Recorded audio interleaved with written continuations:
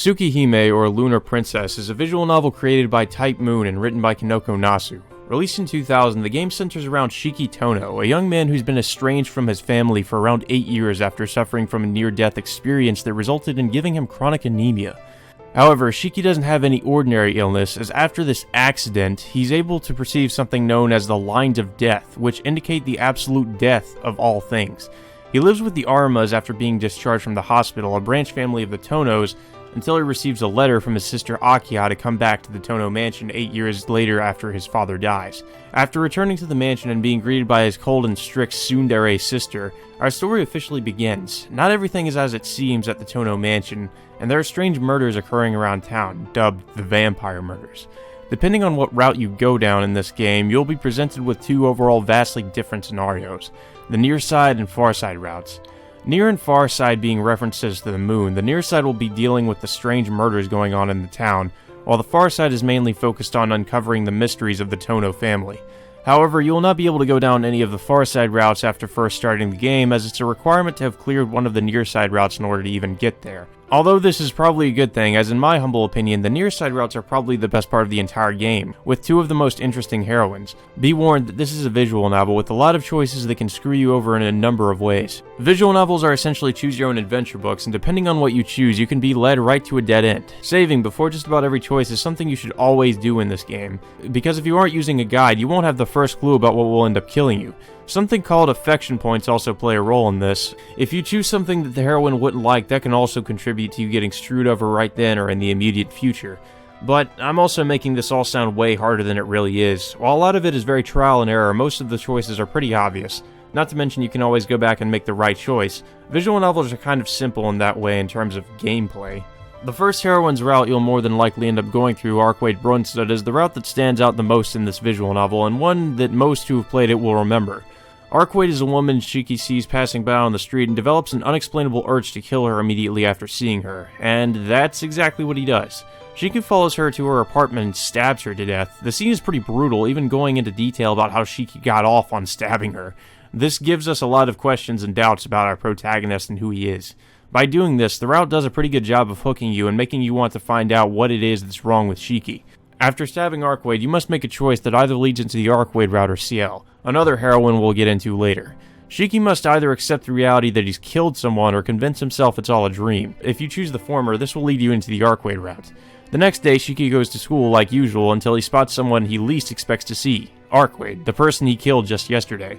Out of fear, Shiki tries to run away from her, but is eventually cornered in an alley. While Arkwade confronts Shiki about what he did to her, they are attacked by what can only be described as demon dogs. Arkwade easily dispatches the dog, but only after it takes a bite out of Shiki. Arkwade explains that she is something known as a true ancestor, basically an original vampire, meaning that she's essentially immortal, and while Shiki didn't succeed in killing her, he had significantly weakened her. She had come to town looking for the one committing the vampire murders, and Shiki had gotten in the way by killing her. Yes, it's the cliché good vampire killing the vampire setup. While it's not entirely original, there are a few things that will come up later that give Tsukihime its own unique identity. Instead of Arkwade taking revenge on Shiki for what he's done, they make an agreement that Shiki will act as Arkwade's shield. Already, we can see that these two have a very strange relationship, something that no one could have ever imagined would develop into anything romantic. Arkwade is a very energetic and cheerful personality, which has the tendency to change at the drop of a hat to being serious if the situation calls for it. Shiki often sees her as an airhead, and the banter between the two is always entertaining to read. I couldn't help but feel more emotionally attached to Arkwade as I continued to play through her route because of her tragic past and a few aspects of her character that would be going into spoiler territory. Speaking of which, there is a twist regarding Shiki's urge to kill people like Arkwade that has to do with the vampire murders. All I'll say is that he isn't doing it of his own free will.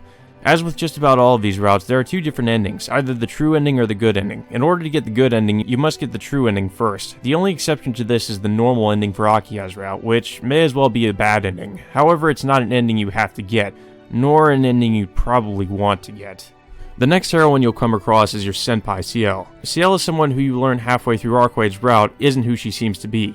Without giving too much away, she has the same goals as Arkwade in that she also hunts vampires. Skullgirl by day, vampire hunter by night? Where have I heard that one before?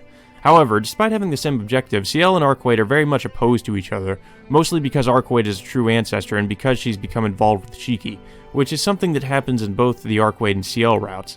Much like Arkwade herself, Ciel is also a character with a tragic past. Tragedy seems to be a common theme in this visual novel, doesn't it? I won't spoil the details, but there are a few twists regarding her character. Obviously, she's not what she seems. While I don't enjoy this route quite as much as Arcwade's, it still had some interesting moments here and there, especially near the end, that make it stand out. And that pretty much does it for the near side routes. It should be noted that the routes in this game are pretty short, especially in comparison to Nasu's other works like Fate Stay Night, so the near side content isn't very long. The far side, however, is a different story. Last but not least, we have the far side routes. The far side routes of Tsukihime consist of your sister Akiya's route, which isn't creepy because reasons I can't divulge, and the mage routes Kohaku and Hisui. These routes can be easily summed up with the basic premise being Shiki discovering more about the Tono family and what happened to him in the past and gave him his anemia and his ability to see the lines of death. Of course, each route is unique in that it explores each individual heroine and the role they play in the story, but the major events that play out in the routes mostly remain the same with few exceptions. Basically, don't expect a completely different experience when you play each of these routes, at least not until the halfway point or near the very end. The far side routes completely forget about the main villain of the near side routes, replacing him with someone else, and most importantly forget about Arcwade's character almost entirely. She never shows up as a major character in any of these routes. In the mage routes, Ciel is pushed to the side as well. Your delinquent friend Arihiko, who you talk to every so often at school, is also almost completely forgotten about in the mage routes. It seems Akiya's route is the only one that retains this character throughout most of it. In Akiya's route, you find out that your tsundere sister isn't quite as soon as she lets on, and she has actually loved and cared for you this whole time, but you were too much of a baka to realize it. Her route also reveals what happens to another classmate of yours, Yumizuka Satsuki, who's killed off screen in the near side routes. Yumizuka was originally intended to be one of the main heroines of Tsukihime, but was scrapped in production. Isn't it sad, Sachin? While these routes do serve a purpose in answering a lot of questions the player might have had about the Tono family and Shiki's past during the near side routes, the far side routes are otherwise very underwhelming in comparison to near side. Far side feels much more like a slice of life with some horror and mystery elements, while the near side routes feel much more like an adventure. I found Ciel and Arcwade to be far more memorable and well-developed heroines in comparison to Akiya, Hisui, and Kohaku. The meat of Tsukihime really is in its first half, while the latter half, albeit still with interesting things to offer, just doesn't seem to hold up. Tsukihime is a game that definitely hasn't aged well. It displays it in very low resolution, it uses only a few musical tracks most of the time, doesn't have voice acting, and uses real pictures for its backgrounds. Although this is mostly due to its low budget, it's still something that's hard to ignore when you start playing. I do want to cut it some slack, however, as this was made when Nasu's Type Moon Company was in its infancy and a lot of its members were still college students. Despite its shortcomings, Tsukihime still manages to have very good art. The character sprites are nice and detailed, reflecting their unique personalities, and most of the event CGs have drawn-in backgrounds. It wasn't long after this game that Fate Stay Night was made, a game with assumedly a much higher budget and running on a better engine than Tsukihime's OnScriptor. When you compare these two games, the differences are night and day. Much like with watching older movies, you need to understand the company's limitations at the time, as it gives you much more respect for how far they've come with the other games they've put out. Another thing that will stand out to you as a negative is the sometimes very long-winded expository dialogue. This is especially prevalent in the near side routes, specifically when Arcwade has to explain the difference between true ancestors and dead apostles. To put it simply, true ancestors were born as vampires, while dead apostles are humans who are transformed into vampires by a true ancestor. The game goes into pretty much excruciating and admittedly somewhat unnecessary detail about all of this. This is a problem with Nasu's writing style in general though, and to be fair, it's not quite as obnoxious here as it is in Fate Stay Night. Nasu does address this issue in his most recent visual novel Witch on the Holy Night, but it's something that plagues most of what he does. While it is long and drawn out, the details of it are still interesting enough to keep you invested, as there are enough intricate details in these explanations of how the vampires work to make Tsukihime seem unique in comparison to other works of fiction dealing with it.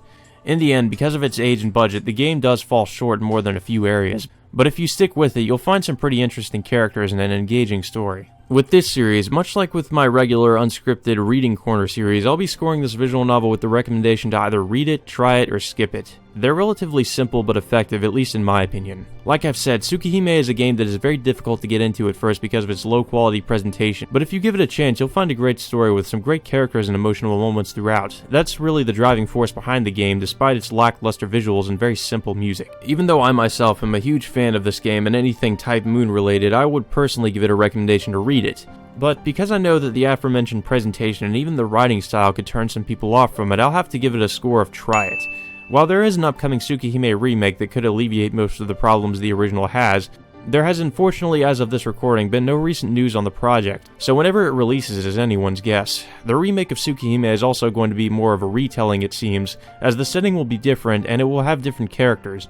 So while the remake will most likely end up being the superior experience in just about every way, I would still recommend giving Tsukihime a shot, as you'll be missing out on a lot that made this visual novel so great and memorable. And that's going to be about it for me, guys. This is the first time I've done a review of a visual novel, and I may make this into a regular thing once I finish a playthrough of one. Let me know what you think of this idea in the comments and what you personally thought of Tsukihime if you played it.